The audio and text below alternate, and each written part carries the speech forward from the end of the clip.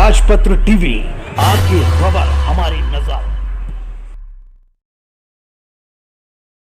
में अपना योगदान दे रही है।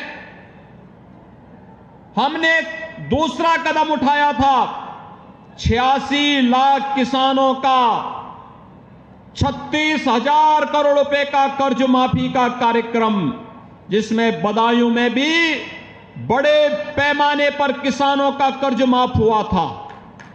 और भाइयों बहनों, हमारी सरकार का तीसरा फैसला था अवैध बूचड़खानों को बंद करके गोवंश की तस्करी को पूरी तरह प्रतिबंधित करने का कार्य करना। याद करिए, पिछली सरकारें आतंकवादियों के मुकदमों को वापस लेती थी। पिछली सरकारें महिलाओं की सुरक्षा के साथ खिलवाड़ करती थी।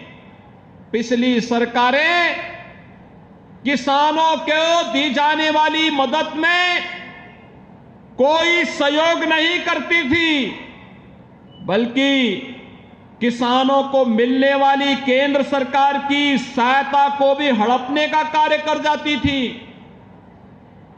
भाइयों बहनों, गौ तस्करी और अवैध बूचड़खाने पिछली सरकारों की पहचान थी। हमारी सरकार ने तो न केवल अवैध बूचड़खाने बंद किए, बल्कि हमारी सरकार ने भाइयों बहनों जितने भी निराश्रित गौवंश थे उनके लिए गौ आश्रय स्थल बनाने का कार्य भी किसी ने किया है तो हमारी सरकार ने किया है। और भाइयों बहनों, हम लोग लगातार इस पर कार्य कर रहे हैं। जो किसान अपने घर में निराश्रित गौ वंश को रख करके उसका पालन पोषण करेगा, हर गौवंश पर 900 रुपए हर महीने सरकार उसको देने का कार्य कर रही है। जो कुपोषित परिवार अपने घर में एक ब्याई हुई गाय निराश्रित गौआश्रय स्थल से लेकर के अपने घर में पालन पोषण के लिए लेके जाएगा, उस परिवार को भी हम लोग 900 रुपए हर महीने गौवंश की सेवा के लिए उपलब्ध करवा रहे हैं।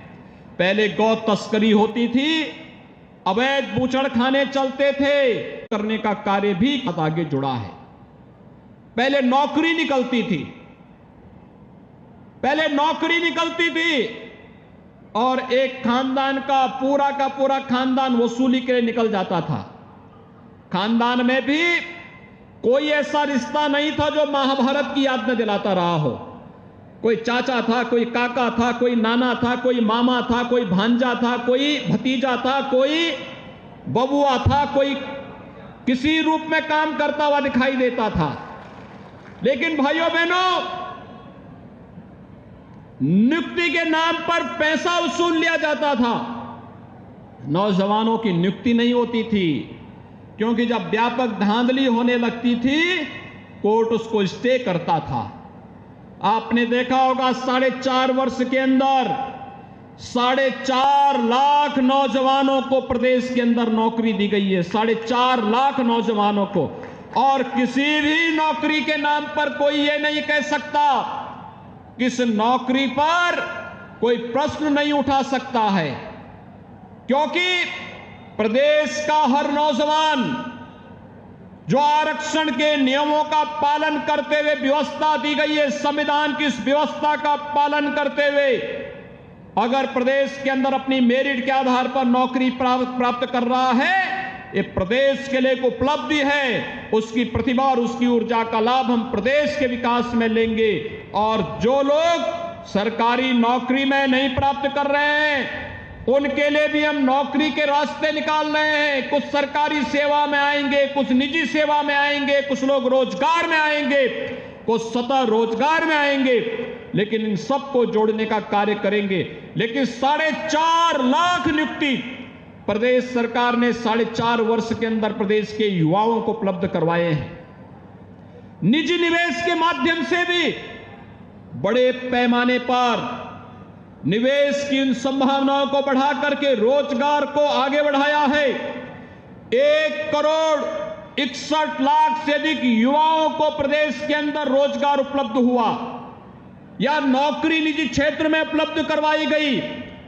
और भाइयों बहनों, 60 लाख से अधिक लोगों को एक जनपद एक उत्पाद या विश्वकर्मा श्रम सम्मान, प्रधानमंत्री मुद्रा योजना, प्रधानमंत्री स्टार्टअप की योजना, प्रधानमंत्री स्टैंड अप की योजना के माध्यम से प्रदेश के अंदर स्वतः रोजगार के साथ जोड़ने के कार्यों को भी सफलतापूर्वक विगत 4.5 वर्ष के अंदर प्रदेश के अंदर यहां पर इन कार्यक्रमों को आगे बढ़ाने का कार्य हुआ है। आप वर्तमान में पूरा देश और पूरी दुनिया कोरोना से त्रस्त है। हम सब देख रहे हैं पिछले 1.5 वर्ष से कोरोना महामारी ने हर व्यक्ति को प्रत्यक्ष या अप्रत्यक्ष रूप से प्रभावित किया है। पूरी दुनिया तबाह है, लेकिन उस सब के बावजूद जीवन भी और जीविका भी कैसे बचनी चाहिए, प्रधानमंत्री मोदी जी के मंत्र के अनुपालन करते हुए आज प्रदेश में कोरोना अपने खात्मे की ओर है। मुझे प्रसन्नता है बदायूं जनपद में किस रूप में बेहतर प्रबंधन यहां के जनप्रतिनिधियों के मार्गदर्शन में यहां के सांसद, भारतीय जनता पार्टी के विधायकगण, कार्यकर्तागण, जिला प्रशासन, स्वास्थ्य विभाग, कोरोना वॉरियर्स, इन सभी के साथ मिलकर के जो अभूतपूर्व कार्य किए, कोरोना कालखंड में सेवा की जो मिसाल प्रस्तुत किए, वह आप सबके सामने है। भाइयों बहनों, कोरोना कालखंड में या तो केंद्र सरकार देश और जनता की सेवा कर रही थी या प्रदेश सरकार प्रदेश की जनता की सेवा कर रही थी या फिर जनप्रतिनिधि, भारतीय जनता पार्टी के सांसद, विधायक, कार्यकर्ता जनता की सेवा में थे। विपक्ष के किसी नेता का कहीं अता पता नहीं था। ये सब होम आइसोलेशन में थे, सेल्फ क्वारंटीन में थे। जब ये लोग आपकी विपत्ति के समय आपकी सेवा के लिए तत्पर नहीं हो सकते हैं, आपकी सेवा में नहीं आ सकते हैं, तो भाइयों बहनों, चुनाव में भी इनको यही राह दिखाने की आवश्यकता है कि जब कोरोना कालखंड में ट्विटर पर थे तो चुनाव में भी ट्विटर पे ही तुम्हें जवाब देंगे और ट्विटर पे ही इनको जवाब देने की आवश्यकता है। आज आप देख रहे होंगे उत्तर प्रदेश ने भारत सरकार की हर लोक कल्याणकारी योजना में अग्रणी स्थान प्राप्त किया है। भारत सरकार के द्वारा जो भी ऐसी गरीब कल्याणकारी योजनाएं हैं, स्वच्छ भारत मिशन में 2,61,00,000 परिवारों को एक शौचालय उपलब्ध करवाया गया। 43 लाख गरीबों को ग्रामीण और शहरी क्षेत्र में एक आवास उपलब्ध कराया गया। 1,43,00,000 लोगों को प्रदेश के अंदर निःशुल्क विद्युत के कनेक्शन उपलब्ध करवाए गए। ये विद्युत के कनेक्शन उपलब्ध करवाने का मतलब इतने परिवारों तक बिजली पहुंचाने के लिए विद्युत का इंफ्रास्ट्रक्चर खड़ा किया गया। आज तो स्वयं आपके जनपद में विद्युत का एक सब स्टेशन, लगभग 700 करोड़ रुपए की लागत का सब स्टेशन का भी लोकार्पण हो रहा है, जो विद्युत की आपूर्ति को अनवरत बनाए रखने में जनपद बदायूं में योगदान देगा। लेकिन इससे पहले लाखों गांव में, 1,23,000 से अधिक गांवों में बिजली के खंभे लगा करके विद्युतीकरण के कार्यों को संपन्न करके फिर 1,43,00,000 परिवारों को निःशुल्क विद्युत के कनेक्शन उपलब्ध करवाने का कार्य भी हुआ। भाइयों बहनों, ये निःशुल्क खाद्यान्न की योजना 2017 के पहले भी लागू की जा सकती थी। आयुष्मान भारत की 5 लाख रुपए की स्वास्थ्य बीमा की योजना 2017 के पहले भी लागू की जा सकती थी। किसानों की बात करने वालों से पूछा जाना चाहिए, 2017 के पहले 7 वर्षों का गन्ना मूल्य का गन्ना किसानों का भुगतान नहीं हो पाया था। कोई उपज किसानों से सीधे नहीं खरीदी जाती थी। प्रधानमंत्री किसान सम्मान निधि का लाभ किसानों को नहीं मिल पाता था। ये सभी योजनाएं 2017 के बाद किसानों के लिए आती भी गई। आज प्रदेश के अंदर 2,46,00,000 किसान प्रधानमंत्री किसान सम्मान निधि में सालाना 6,000 रुपए प्राप्त कर रहा है। कोई भेद नहीं कहां का किसान है, किस जाति का है, किस मत का है, किस मजहब का है, ये भेद नहीं। अगर प्रदेश का अन्नदाता किसान है, किसान किसान है, उस किसान को प्रधानमंत्री किसान सम्मान निधि मिलना ही चाहिए। और आज प्रदेश के अंदर 2,46,00,000 किसानों को इस सुविधा का लाभ प्रदान किया जा रहा है। यह काम पहले भी हो सकता था, लेकिन पहले पिछली सरकारों के लिए उनका स्वयं का खानदान ही प्रदेश था। उनके लिए प्रदेश की 24-25 करोड़ जनता कोई मायने नहीं रखती थी। उनका स्वयं का खानदान पैसा कमा ले, विदेशों में संपत्ति अर्जित कर ले, दुनिया में कोई द्वीप खरीद करके अपने खानदान को सुरक्षित करने के लिए वे वहां पर निवेश कर लें, लेकिन प्रदेश सुरक्षित रहे उनके एजेंडे का हिस्सा ही नहीं था। पेशेवर अपराधी और माफियाओं को गले से लगा करके प्रदेश के अंदर कानून व्यवस्था की बदहाल स्थिति के लिए वे लोग जिम्मेदार हुआ करते थे। उनके अंदर विकास का न कोई एजेंडा था, न गांव के लिए, न गरीब के लिए, न किसान के लिए, न नौजवान के लिए, न महिलाओं के लिए। केवल वे लोग अपना और अपने परिवार के बारे में सोचते थे। लेकिन भाइयों बहनों, प्रधानमंत्री मोदी जी के लिए देश की 130 करोड़ की जनता ही अपना परिवार है, और हम लोगों को प्रदेश के 25 करोड़ की आबादी ही हमारा परिवार है। और इस 25 करोड़ की आबादी की सेवा करके, शासन की योजनाओं को उन तक पहुंचा करके आज प्रदेश सरकार उस दिशा में प्रयास कर रही है, कार्य कर रही है। आज उसी का परिणाम है। आपने देखा होगा, अयोध्या हमारी पहचान है। जिस अयोध्या में लोग जाने से घबराते थे, कुछ लोग तो कहते थे कि राम हुए कि नहीं हुए, कृष्ण हुए कि नहीं हुए, इसमें भी संदेह करते थे, प्रश्न खड़ा करते थे। अयोध्या में जब हम राम मंदिर की बात करते थे, प्रश्न खड़ा करते थे। और आपने देखा होगा, जब दीपावली का उत्सव प्रदेश सरकार अयोध्या में करती है तो पूरी दुनिया अयोध्या पर एक बार फिर से अयोध्या की दीपावली को देख करके हर घर में दीप प्रज्वलित होते हुए दिखाई देते हैं। अपने पर्व और त्योहारों की कैसे हम एक इवेंट के रूप में प्रस्तुत करें, अयोध्या की दीपावली ने देश को और दुनिया को उसकी ओर आकर्षित किया है। और आज आपसे यही कहने के लिए हम लोग आए हैं कि भाइयों बहनों, पिछली सरकारें केवल और केवल भ्रष्टाचार में लिप्त थी। प्रदेश की जनता के सामने पहचान का संकट खड़ा कर रही थी। न उनके पास गांव का एजेंडा था, न किसानों के लिए कोई एजेंडा था, न युवाओं के लिए था, न महिलाओं के लिए था। उनका स्वयं का एजेंडा था। मैं और मेरा परिवार तक वे सीमित थे, और यही कारण है उनके हर कार्यों में ये अहंकार, मैं और मेरा का अहंकार झलकता था। लेकिन पिछले 4.5 वर्ष के अंदर प्रदेश के अंदर एक नए उत्तर प्रदेश के रूप में उत्तर प्रदेश की तस्वीर को आप सबने बदलते हुए देखा है। और भाइयों बहनों, आज मैं सहेसवान विधानसभा क्षेत्र में बदायूं जनपद से जुड़ी हुई इन योजनाओं को लेकर के इसलिए आया हूं। कभी ये बदायूं जनपद वेदा मऊ के रूप में जाना जाता था, वेदों के अध्ययन के केंद्र के रूप में जाना जाता था। कहते हैं महाराज भगीरथ ने भी यहां तपस्या की थी, और महाराज भगीरथ जिनके प्रयास से मां गंगा इस धरती पर आई, और हजारों वर्षों से न जाने कोटि कोटि मानवों के जीवन का उद्धार करते हुए दुनिया की सबसे उर्वरा भूमि हमें प्रदान करती है।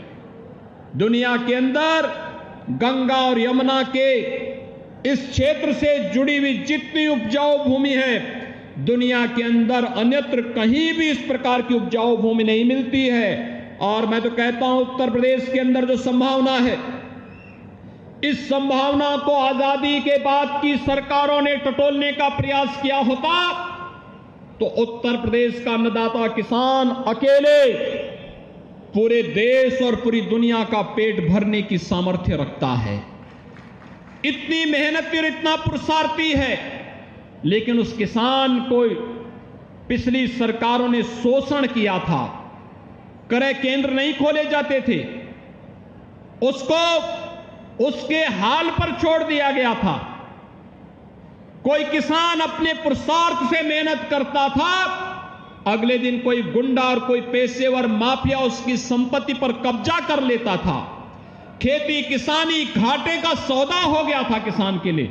लेकिन हम आभारी हैं प्रधानमंत्री मोदी जी के, उन्होंने 2014 में आने के बाद सबसे पहला काम किया, किसानों के लिए सबसे पहला काम किया प्रधानमंत्री मोदी जी ने, सॉयल हेल्थ कार्ड जारी किया। प्रधानमंत्री फसल बीमा योजना लागू की, प्रधानमंत्री कृषि सिंचाई की योजना लागू की।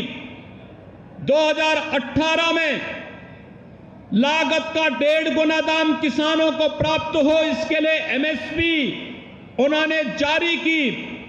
और भाइयों बहनों, 2019 के प्रारंभ में प्रधानमंत्री मोदी जी ने देश के अन्नदाता किसानों को प्रधानमंत्री किसान सम्मान निधि का लाभ भी दिया, जो आज देश के 12 करोड़ किसान जिसका लाभ प्राप्त कर रहे हैं। कोरोना कालखंड में कैसे सेवा होनी चाहिए, आपने वो मिसाल देखी होगी। फ्री में टेस्ट, फ्री में उपचार, फ्री में राशन और सबको वैक्सीन, मुफ्त में वैक्सीन, यह भी देश को उपलब्ध करवाया। कितने लोगों ने वैक्सीन लगाया है यहां पर?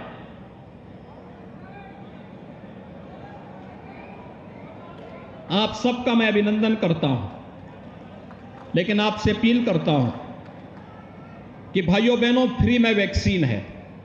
आज उत्तर प्रदेश 13.5 करोड़ लोगों को वैक्सीन दे चुका है। आज के दिन पर पूरा दे चुका होगा 13.5 करोड़ लोगों को।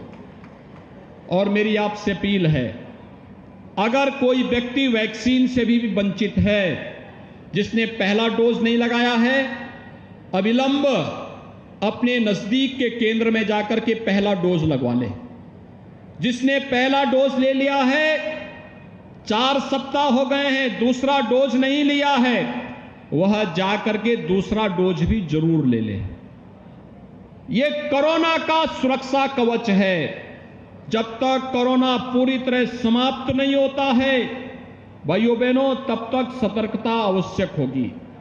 और याद रखना, फ्री में राशन भी इस दौरान प्रधानमंत्री मोदी जी ने दिया। लेकिन जब 2020 में 7 महीने तक, 2021 में 8 महीने तक, होली से लेकर के दीपावली तक फ्री में राशन देने का कार्य अन्नदाता किसानों को, अभी मैं देख रहा था लाभार्थी परक योजनाओं का लाभ जब मिल रहा था, मंच पर एक माताजी मंच पर आई और उसे आवास मिला था। मैंने कहा आपको कुछ और भी मिलता है? उसने कहा बहुत बड़ा कार्य हो रहा है, मुझे इस दौरान फ्री में राशन भी मिला, मेरी चिंता से मैं मुक्त हूं, अब कोई मुझे चिंता नहीं, घर भी मिल गया, राशन भी मिल गया। जब भाइयों बहनों कोई गरीब इस बात की बात करता है, कोई बुजुर्ग इस प्रकार की बात करता है, सचमुच लगता है कि हम लोगों का सत्ता में आना सार्थक हो गया है। जब वह गरीब इस बात की, इस प्रकार की चर्चा करता है। और भाइयों बहनों, इसीलिए सरकार ने तय किया है, कभी कोरोना समाप्त नहीं हुआ है। हम लोग अभी इस राशन को दीपावली तक प्रधानमंत्री मोदी जी ने दिया है और दीपावली से लेकर होली तक राज्य सरकार देने का कार्य करेगी। इसके तहत अंत्योदय परिवार के कार्ड धारकों को 35 किलो खाद्यान्न जिसमें गेहूं या चावल होगा, साथ साथ 1 किलो दाल, 1 किलो खाद्य तेल, 1 किलो चीनी और 1 किलो नमक भी उस परिवार को उपलब्ध करवाने का कार्य करेंगे। पात्र गृहस्थी परिवारों को प्रत्येक यूनिट पर, यानी परिवार में जितने सदस्य होंगे हर सदस्य को 5 किलो खाद्यान्न देंगे। खाद्यान्न का मतलब गेहूं और या चावल 5 किलो देंगे।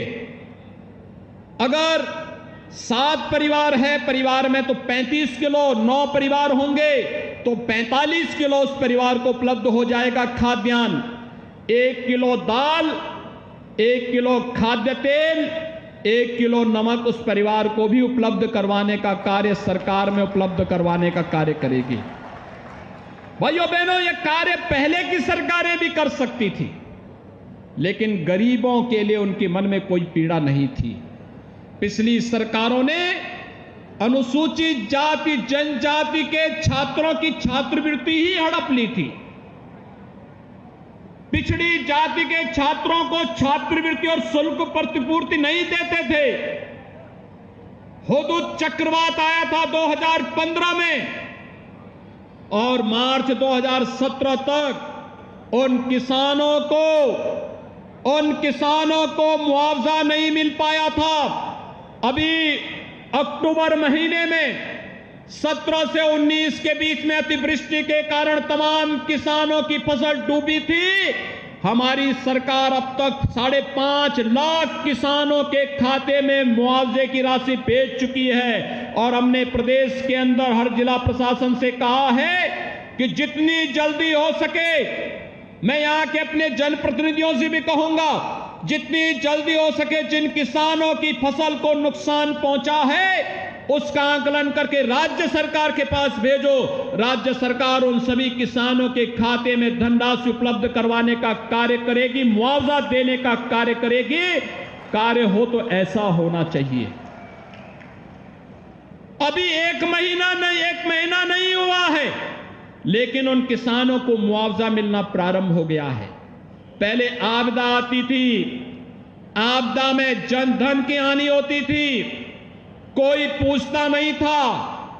घटना दुखद है, लेकिन भाइयों बहनों, अगर आपदा आती है 24 घंटे के अंदर जनहानि पर उस परिवार में प्रशासन या जनप्रतिनिधि, हमारा विधायक, हमारा सांसद चेक लेके और सहायता लेके पहुंच जाता है। यह सरकार होती है, यह सरकार की संवेदना होती है और उसी संवेदना के साथ जोड़ने के लिए आज मैं आपके बीच आया हूं। सहसवान विधानसभा क्षेत्र में भारतीय जनता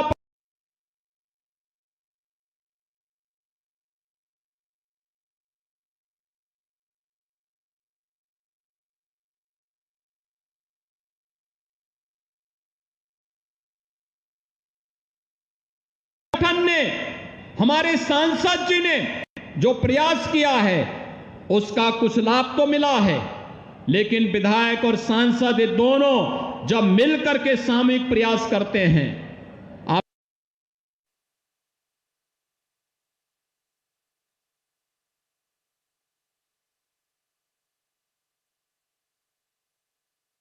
अगर विधायक होता तो सांसद अपनी पूरी ताकत दिल्ली में लगा करके बड़ी बड़ी योजनाओं को यहां लाने में सफल होता। विधायक उनका सहयोग करते, जैसे अन्य विधायकगण दातागंज है, शेखुपुरा है, विलसी है, रिसोली है, ये सभी लोग मिलकर के अपनी अपनी विधानसभा क्षेत्रों में कार्य करते हैं।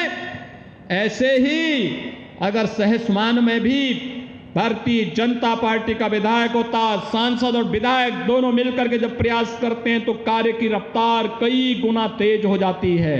और इसीलिए आप सबसे अपील करूंगा, पहले बदायूं वासियों का आभार कि आपने जिला पंचायत अध्यक्ष भारतीय जनता पार्टी का जिताया है। आपको इस बात के लिए भी धन्यवाद कि आपने सांसद भी भारतीय जनता पार्टी का जिताया है। मैं पिछली बार सांसद के चुनाव में भी आया था और विधानसभा चुनाव में भी आया था।